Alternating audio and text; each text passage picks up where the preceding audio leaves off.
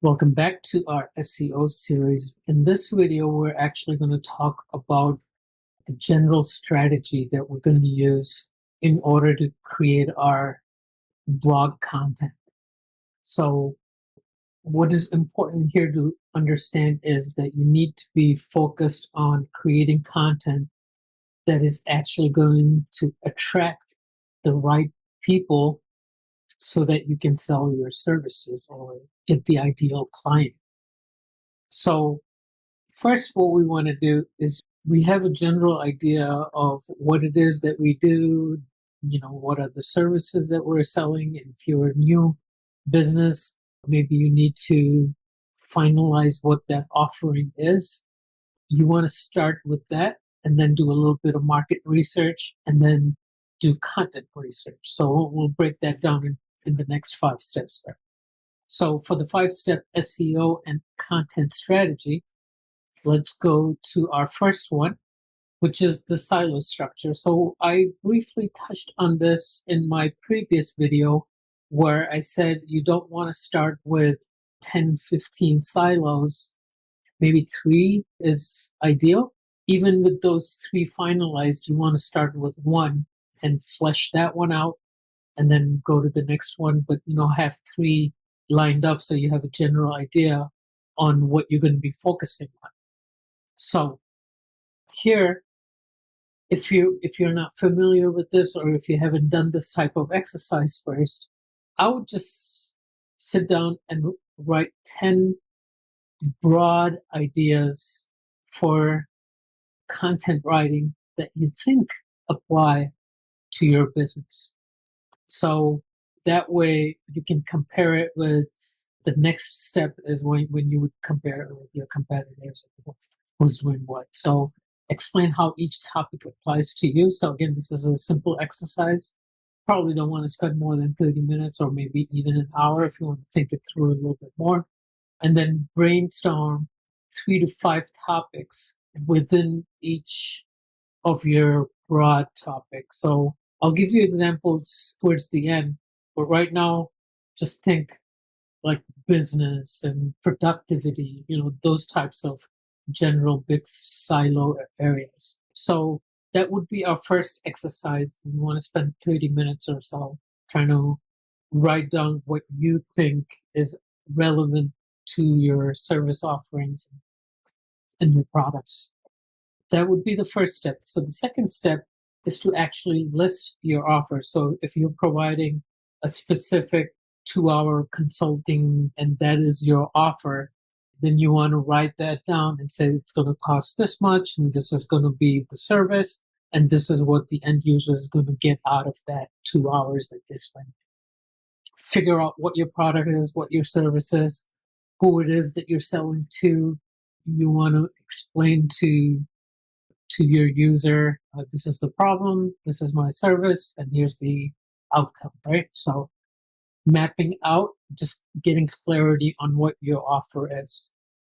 So step 3 is competitor research. So now we're actually going to do a little bit of research and find out who our competitor is. So actually, when you think about competitors, there are literally 3 different types of competitors. There's a competitor that's in your mind or in your local interactions that you deal with them. You deal with your customers and they tell you who is providing that service that you're offering. So that's the competitor that you know. So that would be one area of competition. The second area is actually your search engine competitor. So it doesn't necessarily mean that that website that shows up on page 1 for whatever service that you're selling, you type that in.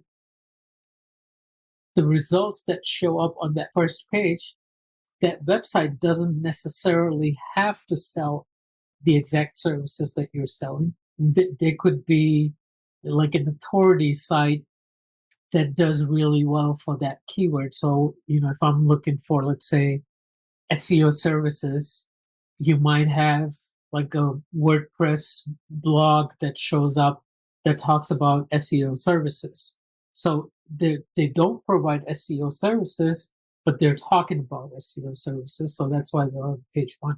So that's my second type of competitor, one that is in the search engines. So SERP competitor is your second research that you want to do.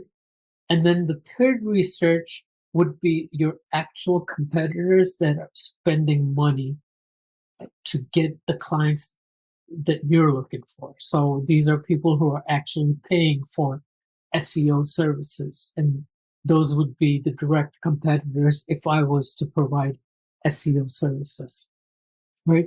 So competitors that your customers are working with, and then they give you feedback. That's the type of first level of competitor that you're aware of. Second level of competitor is the search engine, and they just rank well, but they don't really offer, they might not really offer the services. And then the third one is the companies that are actually paying for the services and offerings that you have. So those are the three competitors. So you want to do a little bit of research in that, and then that way you can see what each one is doing and get a better idea of what you should be focusing on. So that's what we get into in the next step. So initially, when we started out, like based on our experience, we wanted to write down the 7 to 10 topic areas that we could talk about that are relevant to our service offerings. But now that you've done your competitor research, you want to go back and refine those topics.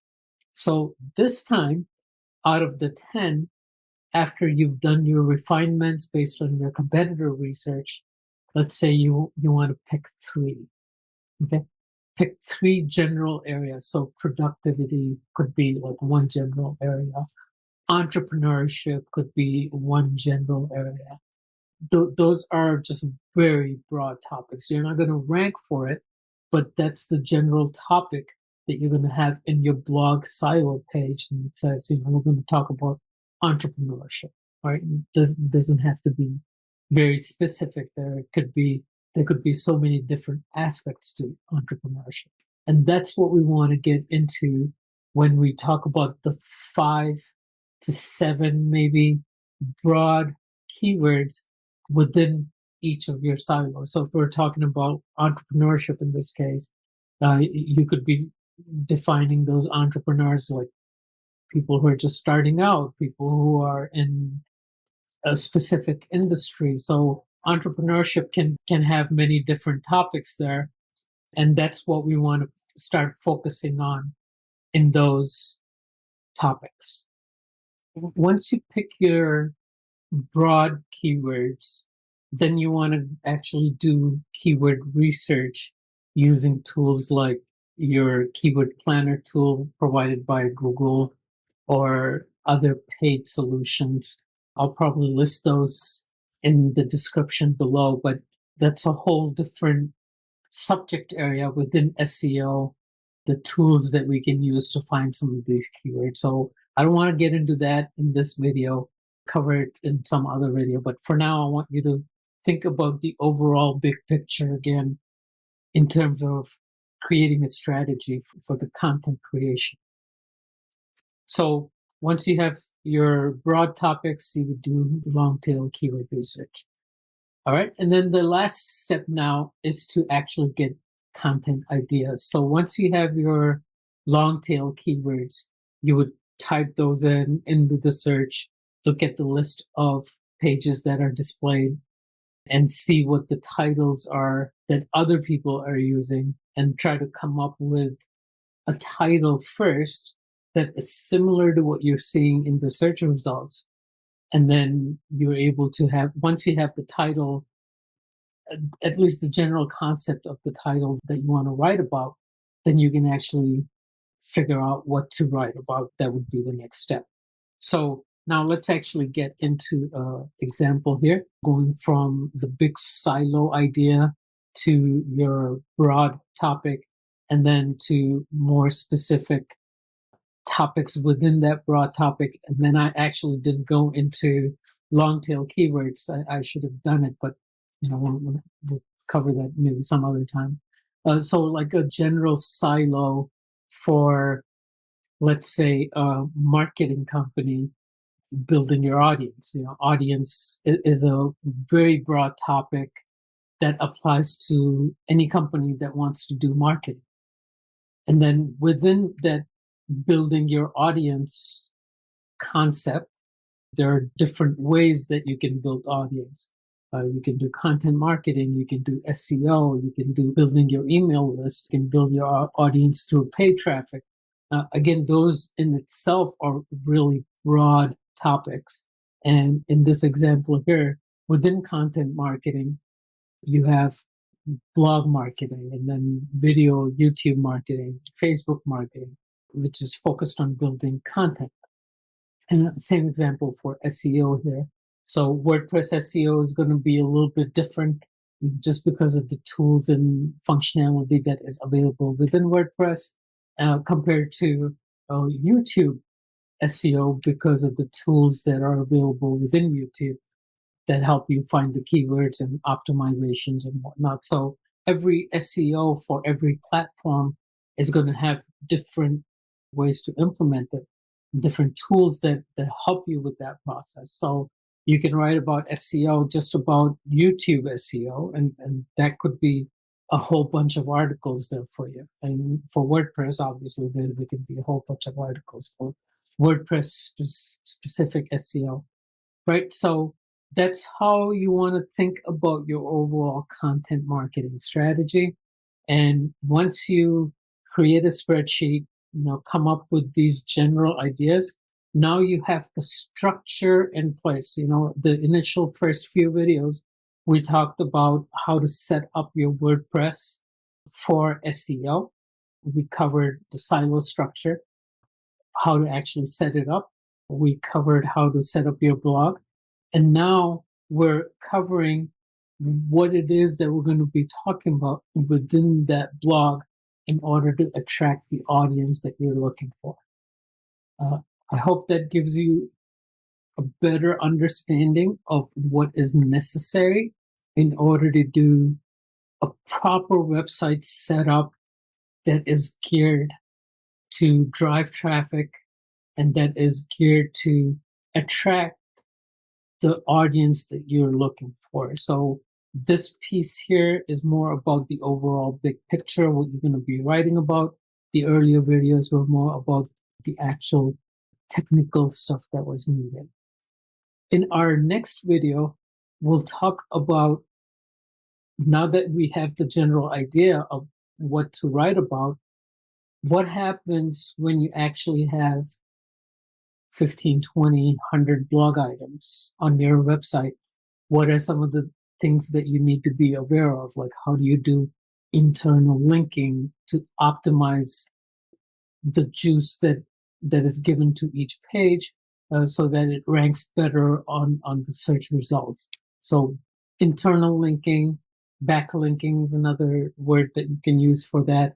And issues with, let's say, 404 pages, if you change the title of a blog page and you've linked to it earlier and it no longer works, it gives the end user page not found, which is a bad experience. So how do you avoid those? Those are some of the things that we'll cover in our last episode for SEO. All right, so I'll see you in the next one. If you like the content, please hit that like and subscribe button. Talk to you soon.